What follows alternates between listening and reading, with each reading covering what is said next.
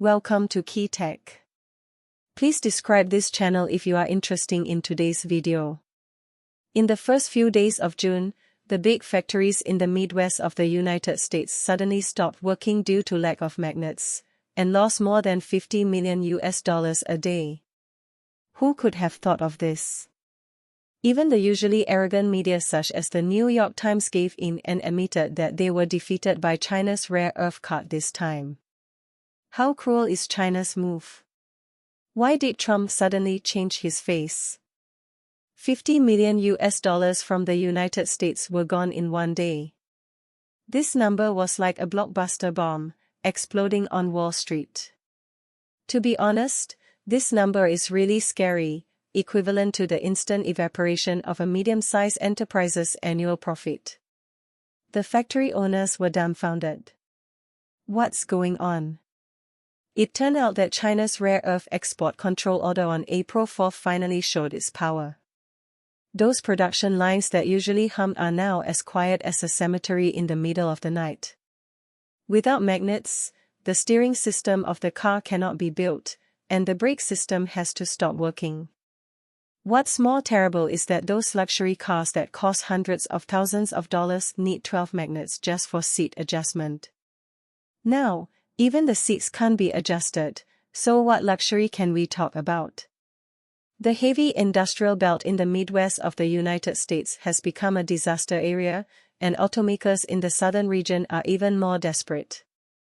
Interestingly, the Wall Street Journal was honest this time and directly admitted on the front page that this is the most serious supply chain crisis in the U.S. manufacturing industry in 20 years.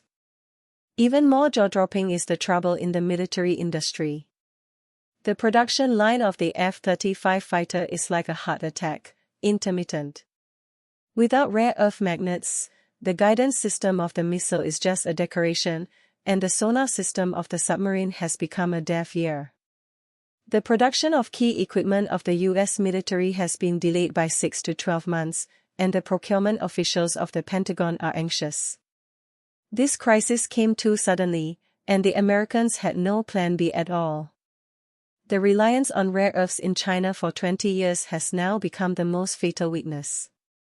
20 years ago, Americans were quite smart and moved all the magnet production lines to China, thinking of saving money and trouble.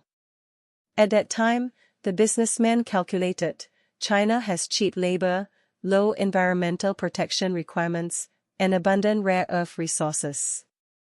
It is simply heaven. Who would have thought that they would have to pay for this decision today? In a report on June 2, the New York Times conducted a rare self-reflection. The report admitted that in order to maximize profits, domestic magnet companies in the United States willingly handed over their production capacity to China. Now it's too late to cry. In recent years, the United States has been immersed in the dream of financial country. The elites of Wall Street played digital games and made a lot of money, but the physical manufacturing industry was quietly hollowing out. Rare earth refining, magnet manufacturing and other dirty and tiring work were all thrown to China. Now that China has stopped, the United States has found that it has lost even the most basic industrial capacity. China's move of cutting off the firewood from the bottom of the pot was too accurate in timing. On April 4, China's Ministry of Commerce announced the implementation of export controls on rare earth-related items. As soon as the news came out, the global magnet market exploded instantly. European companies did not have much inventory to begin with, and buyers from Japan and India could not buy goods even at sky-high prices. 3 days later, on April 7, Chinese customs made another move. Strengthened smuggling control and seized a large number of rare earths that tried to pass through customs. This completely blocked the way for the United States to purchase through gray channels. Some American traders had previously held a fluke mentality and thought they could transfer from a third country. Now they have completely given up. Nazak, an expert at the Center for Strategic and International Studies in the United States, admitted with a wry smile in an interview that magnets are China's Achilles heel, and China has been targeting this weakness. What's more, on May 13, the United States also imposed new sanctions on China's Huawei's artificial intelligence chips. On the one hand, they are begging for rare earths, while on the other hand, they are still stuck in technology. This contradictory practice is unbearable even for American experts. It is like asking for money while slapping someone in the face. China's attitude is always clear. China never makes trouble, but it is never afraid of trouble. Although the statement of the Ministry of Foreign Affairs is brief, it is very important. The Taiwan issue is China's core interest. On the one hand, the United States continues to provoke on the Taiwan Strait issue, while on the other hand, it wants to take advantage of the economy. Where in the world is such a good thing? On May 30, Trump complained on social media, accusing China of violating the agreement reached between China and the United States. But he did not make it clear what clauses of which agreement were violated. This vague accusation sounds more like a gambler who is losing money and is randomly throwing the blame. Besant's statement at a press conference further exposed the true mentality of the United States. He complained that China's actions hindered the U.S. export supply chain to India and Europe and believed that this was not what a reliable partner would do. But think about it the other way around. What are the U.S.'s technological blockade, tariff suppression, and diplomatic containment against China? On the chessboard of economic globalization, whoever controls the key resources controls the right to speak on the rules of the game. This time, China has proved the truth with its strength. Cooperation is not charity, but mutual need.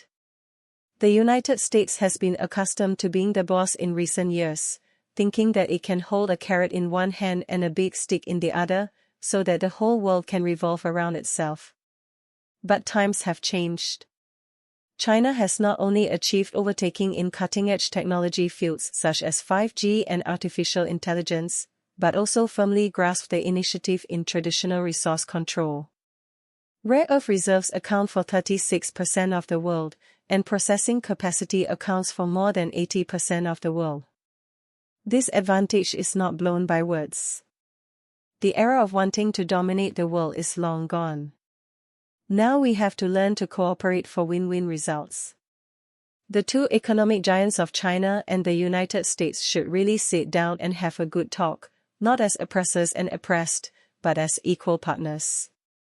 A new order of the global supply chain is taking shape, and this order will no longer be dominated by any one country alone.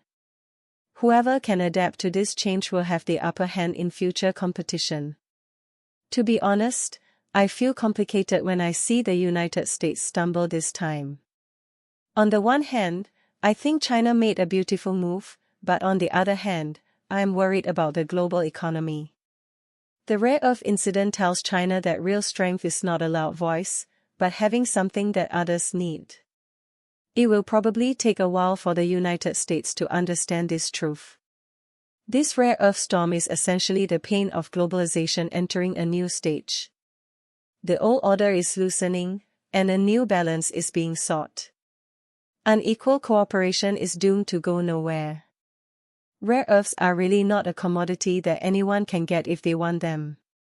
Do you think Trump will come to the talks sincerely this time, or is he playing some new tricks?